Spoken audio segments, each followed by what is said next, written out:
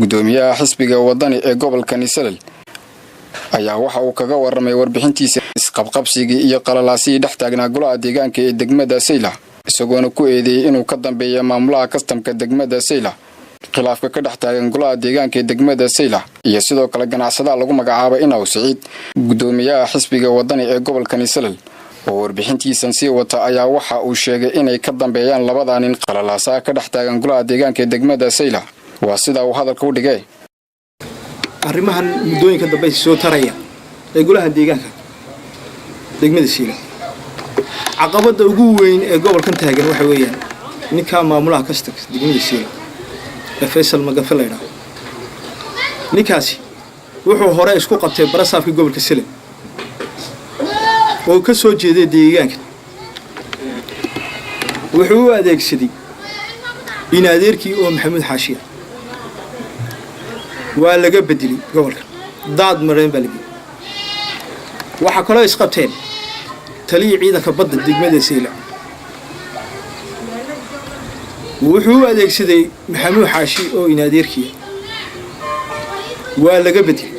maanta waxay sayaan Hussein Ili Barkhal oo maayirkii degmada Sayla wuxuu ballan ku galay inuu meesha xilka ka tuuray waxa weeyaan shaarkan dawladeedu sito adeerkii kursiga adeerkii ee madaxweyne Siiraayo ee ku faanay ama Maxamed Xaashi ha noqoto ama Siiraayo ha noqoto wiligay ma aan arag taliye ee maamulo kastan oo ka miisaan cuslaada ilaa 1000 qof oo 1000 qoys oo degan gobol dhan ama degmo dhan kaas oo caqabada ugu weyn tahay waxaan u arkaa dawladda dhexe kolkii dakhliga ku filnaan waayay ay urursanayeen xukuumadda Siiraayo waxay noqotay inay maanta dawladdii hoose dakhligeegii akoontada ku jirtay inay la baxdo waxaan ogahay lacagta maanta akoontka degmada Sayla ku jirtay akoontka ee Hussein Ili Barkhal degmada Sayla soo ururiyay si mashaariic ugu qaban lahaa in uu maanta rabo inuu maanta la baxo haday tahay maamulaha kastamka haddii ay tahay wasaaradda maaliyadda dawladdan xukuumaddan Siiraayo hadafkeedu ama ujeedadeedu waa halkii ay lacag ka arkayso laakiin waxaan u sheegayaa waqtigu sidan haan maayo waa la iskaga iman doonaa dawladda ka waaweyn baa ka tagay tan sidan haan maayo sidanna ku sii socon mayso waxaan daba u sheegayaa baaq u diraya halkan uga diraya dhammaan dadka shacabka gobolka Sayla degan gaar ahaan degmada Sayla degan ogtihiin cidda maanta gobolkan wax u qabatay cidda degmadan wax u qabatay wada ogtihiin dakhliga degmada Sayla laga soo saaro ayadoo cadcad baa la qaadayo la geeyaa ama cilaafweyn ama gar adag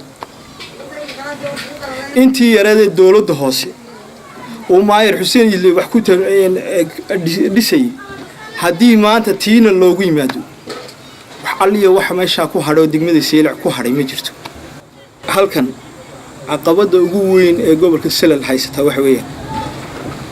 nin ganacsata oo la yiraahdo Inaw Saciid oo Djibouti degan ninka ganacsatada ee reer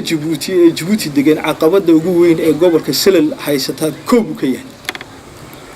waxaan ogahay inuu maanta ay kaarar badan oo si qaldan ay xuduudda ka talowdo ninka Inaw Saciid gacantiisa gashay inaka maanta gudoomiyaha xisbiga kulmiye waa adeegaya ninka ganacsatada ee Inaw Saciid la yiraahdo asaga dakhli ku bixiyay aan leeyahay komishinka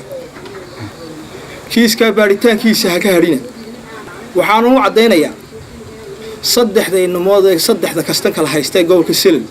haday tahay Caasha Cado haday tahay Sayla haday tahay Looyacdo waxay u shaqeynayaan ninka ganacsatada Inaw Saciid la yiraahdo Djibouti degan waxaan u sheegay haddii komishinka uga digaya in gobolkan fiiro gaara ay siiyaan waxa inta badan dadka isweydiiyaan marka laga hadlayo siyaasadda gobolka Salal oo isagu inta badan uu ka dhex muuqda shirarka jaraa'id ee lagaga hadlayo dhibaatooyinka ka dhaca degmada Saylac ayaa waxaa inta badan hadalhayntiisa ay ku soo noqnoqotaa maamulaha kastamka degmada Saylac iyadoona taas ay dadka intooda badan ay isweydiiyaan sababta keentay in ay hadalhayntiisa ku soo noqnoqoto maamulaha kastamka degmada Saylac shirarka jaraa'id iyo sidoo kale saxada siyaasadda ee gobolka Salel balse taas waa taa in badan ay isweydiinayaan waa Cali Axmed Diiriye Cali Dhigadlool.